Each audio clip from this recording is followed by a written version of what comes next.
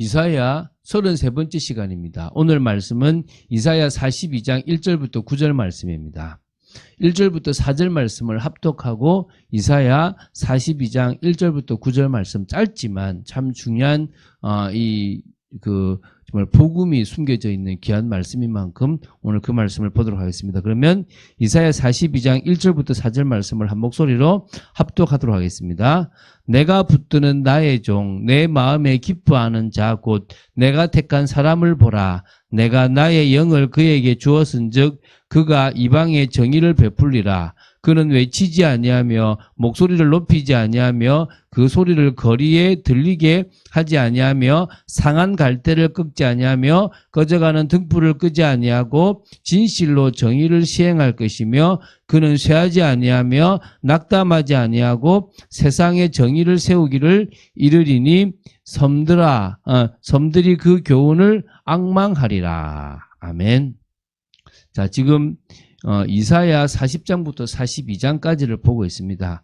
한 구원자를 통해서 선민의 그 포로로 돼 있던 것에서 해방 귀환시키는 그런 예언이 있고요. 또 그리고 당신이 택하신 종, 여호와의 종이죠. 그 종에 대한 노래인데 첫 번째 여호와의 종에 대한 노래가 이 40장, 42장 사이에 있습니다. 특히 오늘은 42장 중에서 이제 일부를 볼 건데 42장은 여호와의 종의 노래와 관련된 부분이라고 보시면 됩니다. 여호와의 종이 행하실 구원을 안다면 여호와 하나님을 찬양하라라는 부분이 이 42장입니다. 그러나 사실 숱한 이적과 예언에도 불구하고 선민 이스라엘은 그것을 깨닫지 못하는 어리석음이 있기 때문에 그걸 또 책망하는 내용이 42장인데 이거를 이틀에 걸쳐서 오늘과 내일에서 볼 건데요. 오늘이 이제 이 42장 1절부터 9절입니다. 첫 번째 여호와의 종의 노래라고 보시면 됩니다. 한 특별한 메시아로서 또는 절대 유일한 구원자로서 이 땅에 오사 전 우주적이고 전 역사적인 그런 지평에서 종말론적 구원을 이루실 분이 온다는 겁니다. 그분은 누구밖에 없죠? 우리 주 예수 그리스도입니다. 그분에 대한 예언인 거예요. 그래서 우리 주 예수 그리스도의 이 초림, 처음 오심과 또 앞으로 오실 재림에 대한 이 예언이 구약 성경 전체 내용 중에서 가장 풍부하게 나와 있는 부분이 이 42장 1절부터 9절입니다. 그리고 이 그리스도에 대한 예언 가운데서도 그리스도가 하나님께서 당신의 구속 구원의 이 경륜을 이 땅에서 직접 성취하도록 예비하시고 또 이 땅에 보내신 종이라는 측면에서 노래하였기 때문에 여호와의 종의 노래라고 나옵니다. 그것도 이제 이 첫 번째죠. 이 이사야서는 여호와의 종이 총 4번 나옵니다. 42장에 나오고요. 49장에 나오고 50장에 나오고 52장에 나옵니다. 그래서 계속 풍성하게 메시아 그리스도에 대한 이야기들을 아주 많이 다룰 겁니다. 그래서 이 노래에서 여호와의 종의 성품과 그에 대한 보호 및 사역에 대한 여호와의 이 전적인 보증까지 이렇게 나오게 됩니다. 그래서 이 노래의 주체는 여호와 하나님 자신이라는 사실을 우리가 조금 볼 수 있습니다. 여호와 하나님께서 내가 보내는 내 종이 이런 존재다라고 설명해 준다고 보시면 됩니다. 자, 우리 1절부터 4절을 먼저 보겠는데요. 여호와께서 칭찬하시며 소개하는 여호와의 종의 어떤 성품에 대하여 아주 잘 노래하고 있습니다. 하나님께서 소개하는 이 여호와의 종은 바로 모든 사람, 다시 말해서 영적 이스라엘을 죄에서 구원하실 메시아 그리스도입니다. 그래서 우리는 그리스도라는 그 의미를 계속 여기서 좀 사용할 겁니다. 그리고 여호와의 종의 성품은 온유하고 긍휼이 풍성하며 공의롭다, 정의롭다 이런 것을 좀 설명합니다. 1절을 제가 읽어볼게요. 다시요. 내가 붙드는 나의 종, 내 마음에 기뻐하는 자 곧 내가 택한 사람을 보라. 내가 나의 영을 그에게 주었은즉 그가 이방에 정의를 베풀리라. 그래서 하나님께서 만민 가운데서 당신이 택하신 자를 구원하기 위해서 세우실 메시아 그리스도에 대한 그런 말씀입니다. 그래서 내가 붙드는 나의 종, 내 마음에 기뻐하는 자, 곧 내가 택한 사람이다라고 얘기하는 거예요.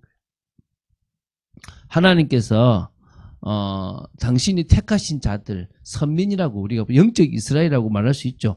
그것은 꼭 이스라엘만 아니라 우리까지 포함되어 있는데요. 그들을 구원하기 위하여 세우고자 작성하셨던 이 사람, 곧 메시아는요, 바로 우리 주 예수 그리스도이십니다. 그래서 예수 그리스도는 본래 하나님이십니다. 빌립보서 2장에 참 잘 설명해 놨잖아요.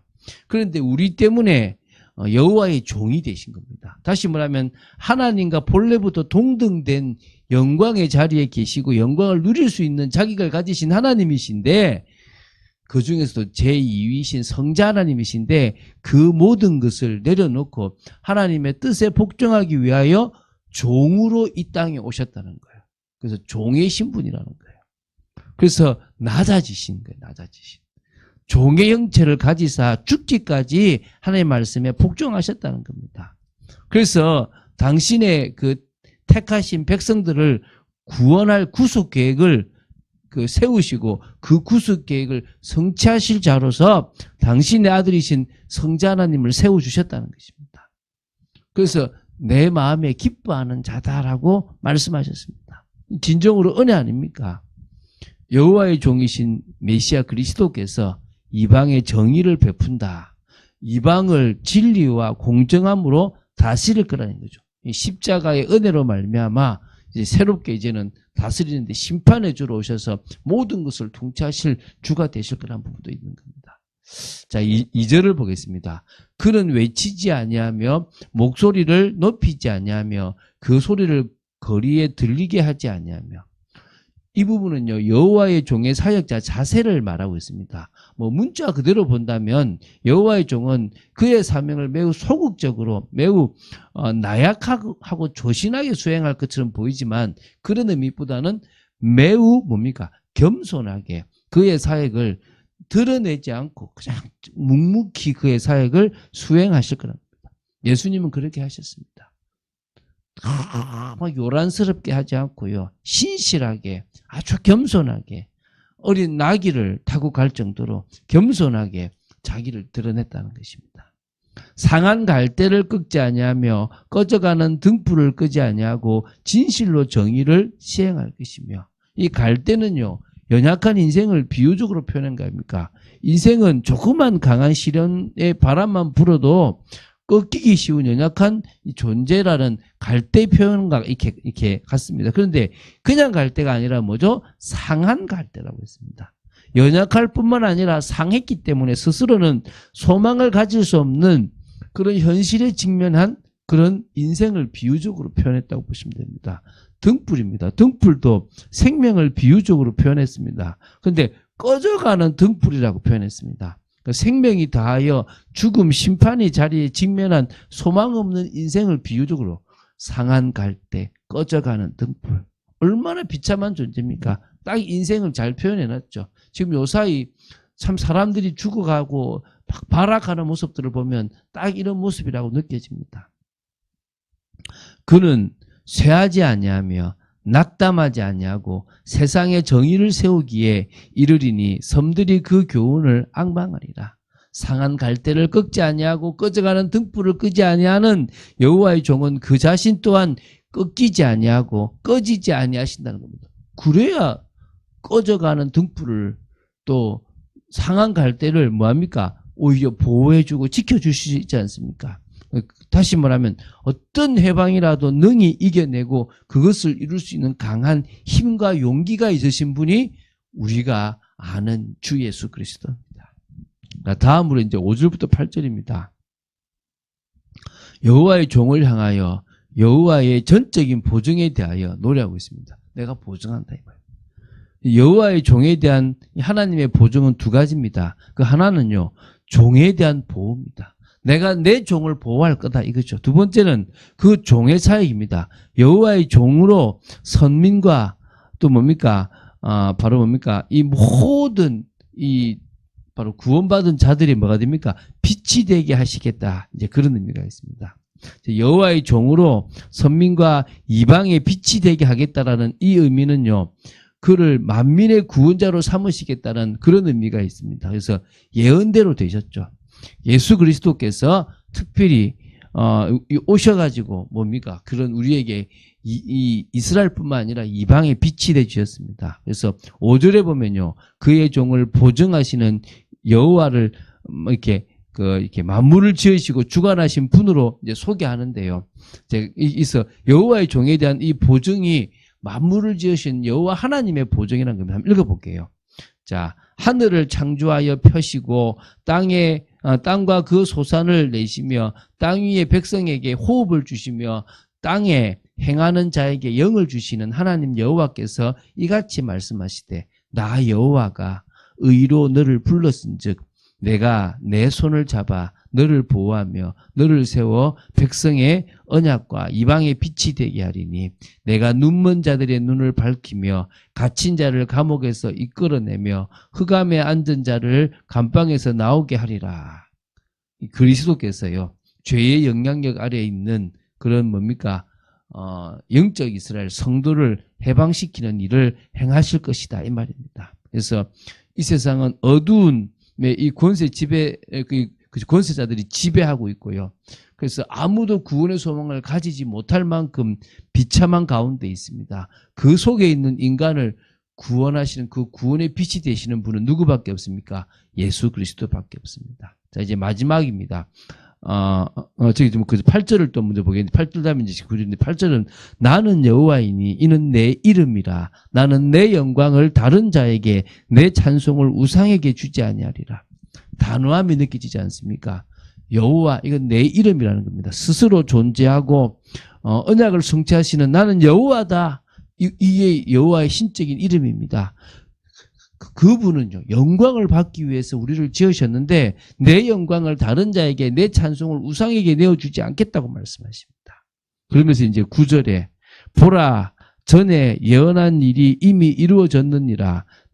이제 내가 새 일을 알리노라. 그 일이 시작되기 전에라도 너희에게 이르노라. 무슨 말씀입니까? 지금까지 있었던 모든 예언들은 다 성취되었고 또 지금 기록하고 있는 이 예언도 성취될 거라는 겁니다. 우리는 그 예언이 성취된 걸 봤습니다. 하나 남았습니다. 종말론적 어떤 그 구원의 완성이 남았습니다. 그것은 또 하나님이 분명히 이루실 겁니다. 그래서 지금 우리가 이번 주에 뭡니까? 종말에 대해서 우리가 배웠습니다. 데살로니가 후서를 통해서 종말의 직면에서 틀린 생각을 하고 있는 그 데살로니가 교회에 하신 메시지가 우리에게 주신 메시지가 되지 않겠습니까? 그런 의미에서 우리는요, 하나님의 살아계신 말씀들을 제대로 이렇게 보아나가고 있습니다. 여러분, 요동칠 필요도 없고요, 불안할 필요도 없고, 우리가 걸어가는 믿음의 길을 깨어 있어서 걸어가면 돼요.